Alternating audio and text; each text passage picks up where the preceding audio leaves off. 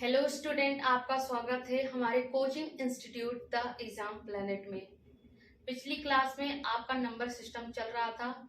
मैंने सारे क्वेश्चन बताए और फार्मूले बताए। चलिए नंबर सिस्टम में ही आगे कुछ चीजें हैं उसको समझते हैं।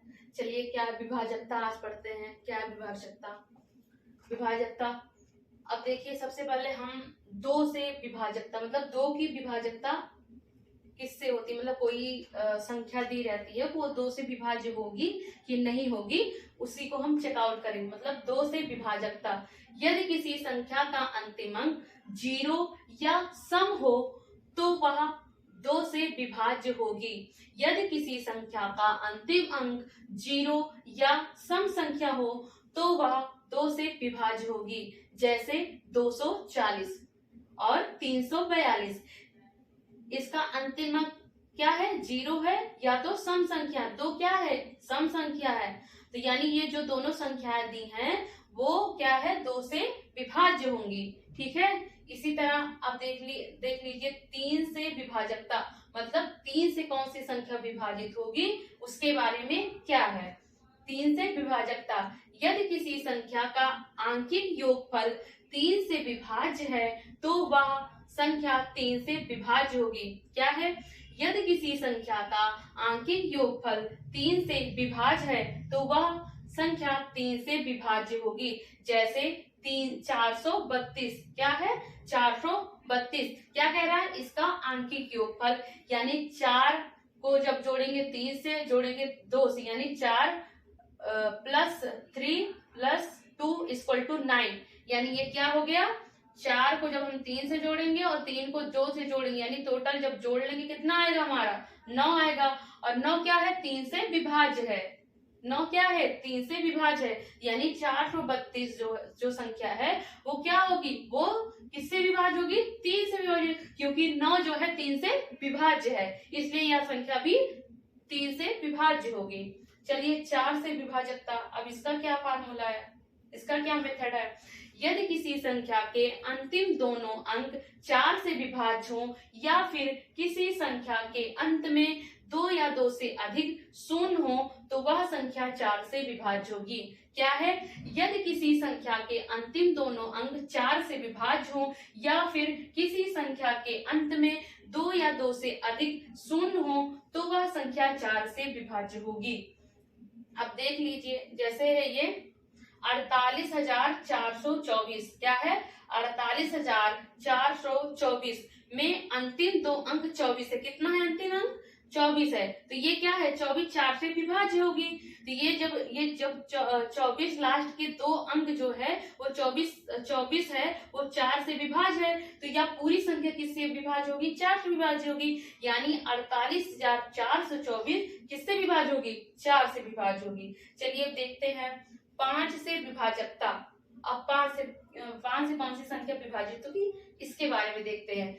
यदि किसी संख्या का अंतिम अंक 0 या 5 हो तो वह संख्या 5 से विभाज्य होगी। यदि किसी संख्या का अंतिम अंक 0 या 5 हो तो वह संख्या 5 से विभाज्य होगी। जैसे 200, क्या है? 200, इसका लास्ट नंबर कितना है? 0 है। और 225, यानी इसका भी क्या है? लास्ट नंबर 5 है। यानी ये दोनों संख्या किससे विभाजित होगी?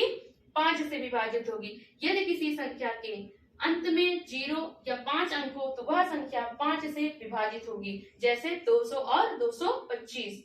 चलिए नेक्स्ट देखते हैं कि 6 से विभाजकता, यानी 6 से कौन सी संख्या विभाजित होगी। यदि कोई संख्या 2 तथा 3 से विभाज्य हो तो वह संख्या 6 से विभाज्य होगी। क्या है? यदि कोई संख्या 2 तथा 3 से विभाज्य हो तो वह संख्या किससे विभाजित होगी? 6 से विभाजित होगी। जैसे 216 और 25,614, यानी जैसे 216 25,614। अभी हमने आपको बताया था 2 और 3 का विभाजकता रूल क्या होता है। अगर ये दोनों संख्याएं 2 और 3 से विभाजित होगी तो वो संख्या 6 से विभाजित होगी। ठीक है। अब चलिए नेक्स्ट देखते हैं 7 से विभाजकता, यानी 7 से कौन सी संख्या विभाजित होगी। जैसे 7 से विभाजकता की जांच के लिए आइसोलेटर 2 लेना होता है। क्या है? 7 से विभाजकता की जांच के लिए आइसोलेटर क्यों लेना पड़ता है। जैसे 112 है तो इसका 2 अंक छोड़ दिया जाता है, जैसे 11 है, 11 ले लिए आप, लास्ट के क्या है 2 है, मतलब 2 है। अब क्या कह रहा है कि मतलब इसकी जांच के लिए ऑस्कुलेटर 2 लेना पड़ता है, यानी पहले 11 लिख लिए, लास्ट का जो नंबर होगा 2 है, 2 गुणे 2 बराबर कितना हो जाएगा, 11 में से जब 4 घटाएंगे कितना आ जाएगा, 4 आएगा, यानी 11 माइनस 4 बराबर कितना हो जाएगा, 7 आ जाएगा। और 7 क्या है, 7 जो है 7 से विभाजित होगी। अब ऐसे इसको देख लीजिए, जैसे 343 है, अब फिर लिख लीजिए 34 लिख लीजिए, फिर क्या बचा है आपका 3 बचा है। अब क्या क्या माना गया कि ऑस्कुलेटर 2 लेना होता है, यानी 2 से गुणा करना पड़ता है। जब 34 में से जब हम 6 घटाएंगे कितना आ जाएगा 28, जब 28 आ गया तो 28 जो हमारा 7 से विभाजित है, तो इसलिए यह संख्या 7 से विभाजित होगी, यानी 112 और 343 7 से विभाजित होगी। अब देखते हैं 8 से विभाजकता का रूल। अब क्या है, यदि किसी संख्या का अंतिम 3 अंक 8 से विभाज्य है तो वह संख्या 8 से विभाज्य होगी। क्या है, यदि किसी संख्या का अंतिम 3 अंक 8 से विभाज्य हो तो वह संख्या 8 से विभाजित होगी। जैसे क्या है ये, जैसे 2,47,864, क्या है 2,47,864, ये क्या है, ये अंतिम यानी 864 जो है वो अंतिम 3 अंक 8 से क्या है विभाज्य है, तो यानी ये जो संख्या दी गई है वो संख्या 8 से विभाजित होगी, यानी 2,47,864 ये संख्या 8 से विभाजित होगी। या और क्या देख सकते हैं, अंतिम 3 अंक 0 हो तो भी वह संख्या किससे विभाजित होगी, 8 से विभाजित होगी।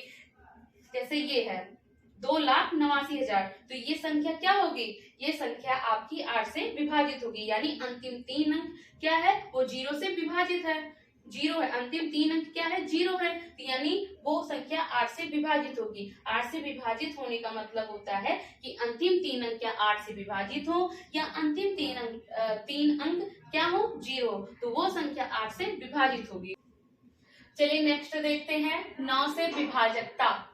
क्या है, 9 से विभाजकता। यदि किसी संख्या का आंशिक योगफल 9 से विभाज्य हो तो वह संख्या 9 से विभाज्य होगी। क्या है, यदि किसी संख्या का आंशिक योगफल 9 से विभाज्य हो तो वह संख्या 9 से विभाज्य होगी। जैसे 2,43,243, क्या है 2,43,243, क्या कह रहा है आंशिक योगफल, तो इसके अंकों का योगफल ज्ञात कर लीजिए। जैसे ये जितने भी अंक दिए हैं उसको जोड़ लीजिए, फिर जोड़ने के बाद क्या आता है हमारा 18 क्या है जो कि 9 से विभाज्य होगी, यानी ये जो संख्या दी गई है 2,43,243 वो 9 से विभाज्य होगी। क्या होगी, 9 से विभाज्य होगी। चलिए देखते हैं 10 से विभाजकता। कोई संख्या जिसके अंत में 0 हो वह संख्या 10 से विभाज्य होगी। कोई संख्या जिसके अंत में 0 हो वह संख्या 10 से विभाज्य होगी। जैसे क्या है 10 है, 20 है और क्या है 200 है, यह संख्या 10 से विभाज्य होगी। चलिए नेक्स्ट देखते हैं इसी प्रकार 11 से विभाजकता। यदि किसी संख्या के सम एवं विषम स्थानों पर स्थित अंकों का योगफल क्रमशः एक दूसरे के बराबर हो या फिर उनका अंतर 11 हो तो वह संख्या 11 से विभाज्य होगी। क्या है, यदि किसी संख्या के सम एवं विषम स्थानों पर स्थित अंकों का योग क्रमशः एक दूसरे के बराबर हो या फिर उनका अंतर 11 हो तो वह संख्या 11 से विभाज्य होगी। जैसे 9,174 है, तो यहाँ पे पहले सम ले लीजिए या विषम ले लीजिए, तो यहाँ पे पहले हम 9 और 7 ले रहे हैं, तो 9 और 7 लिख लिए, उसको जोड़ लिए, फिर क्या लेंगे हम 1 और 4 लिए, मतलब एक संख्या छोड़कर लेनी है हमको। जैसे एक संख्या छोड़ दिए फिर 7 आए, फिर एक संख्या छोड़ दिया, ऐसे करते करते हम ले लेंगे। इसी प्रकार यहाँ पे पहले हम 9 और 7 को ले लेंगे, इसको जोड़ लेंगे, फिर किससे माइनस करेंगे 1 और 4 को जोड़ के इससे माइनस कर देंगे। जब 9 और 7 को जोड़ेंगे कितना आएगा 16 आएगा। जब 1 और 4 को जोड़ेंगे कितना आएगा 5 आएगा। जब 16 में से 5 घटाएंगे तो क्या आ जाएगा 11, जो कि 11 से विभाज्य है। 11 क्या है जो कि 11 से विभाज्य है। ठीक है, चलिए नेक्स्ट देखते हैं 12। 12 से विभाजकता, कोई संख्या जो 3 और 4 से दोनों से विभाज्य हो वह संख्या 12 से विभाज्य होगी। यदि कोई संख्या 3 तथा 4 दोनों से विभाज्य हो तो वह संख्या 12 से विभाज्य होगी। जैसे 19,044 है, क्या है 19,044 है, या जो है 12 से विभाज्य होगी। इसी प्रकार अगर आपका 15 आता है तो 15 अगर कोई संख्या 3 और 5 से विभाजित है तो वह संख्या 15 से भी विभाजित होगी। ठीक है, आप उसको फॉलो कर सकते हैं। और 14 आ गया तो 14 अगर कोई संख्या 7 और 2 से विभाजित है तो वह संख्या 14 से भी विभाजित होगी। चलिए नेक्स्ट देखते हैं इसी प्रकार 13 से विभाजकता। अब देखिए 13 से विभाजकता की जांच के लिए ऑस्कुलेटर 4 लेना होता है, यानी 13 से विभाजकता की जांच के लिए ऑस्कुलेटर 4 लेना होता है। जैसे 143 है तो 143 के पहले हम 14 लिख लेंगे, फिर 3 बच जाएगा, 3 लिखे हम ऑस्कुलेटर 4 लिए हैं तो 4 से मल्टीप्लाई कर देंगे, यानी 14 गुणे 4 3 12। 14 में जब 12 जोड़ेंगे तो क्या आएगा आपका 26 आएगा, जो कि 13 से विभाज्य होगा। क्या होगा, जो कि 13 से विभाज्य होगा, यानी 26 क्या है 13 से विभाज्य होगा।